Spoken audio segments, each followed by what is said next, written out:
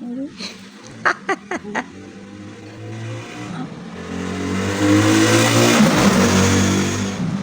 naman yan? What's that? Mango or papaya? Papaya. Kapayas. Papaya. Ano ba yan? Mukbang? Mm. Ba't nilagyan mo ng tuyo? Bakit ka? Anong lasa? Bakit asin dapat? Tamis-tamis na nga yan eh. Asin. Asin? Ano bang dapat yan? Ha?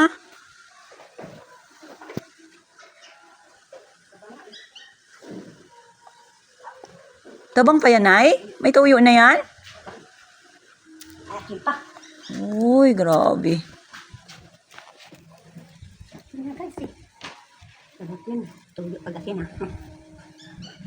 Grabe guys, nagmukbang si nanay.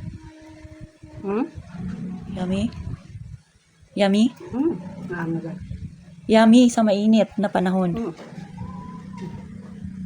Alam nyo ba guys, artista ko yan si nanay. Kaya mamaya pagagandahin natin yan siya. Kasi nagpa-fly away na yung kanyang hair. Ngayon na. Mamaya, kumakain ka pa. Mabitingan ta dyan. Ha? Mabitingan. O, sige mamaya, pagkatapos mo kain, pag naubos mo yan, guntingan ko yan. Guntingan ko yung hair mo. Dahil iba na naman yung kulay ng buhok mo, Nay. Ano? Blonde. Bende? Ah. Dito. Ha? Pang... Saan nabili? Kailangan mo na talaga magpabunot ulit ng ngipin para makapapustiso ka na. Hindi pa mag-December, mag-pustiso na ako. O talaga? Abangan nyo guys yung itsura ni nanay guys. Kung anong itsura niya pag nakapustiso na may ngipin na siya. Tingnan natin. Tingnan natin kung hindi kayo matulala. Laway kayo guys. Maganda naman ako. Wala akong ipin. Sino na nakapagsabi sa'yo na maganda ka? Ako. Ako, siyempre. Ikaw pa lang.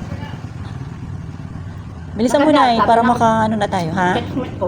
Sabi ng textmate mo, maganda ka raw. Wala ko pa yung 5, sabi ko. Hanggang tamis. Yummy? Aha. Aha. Diet siya guys. Diet. Papaya muna.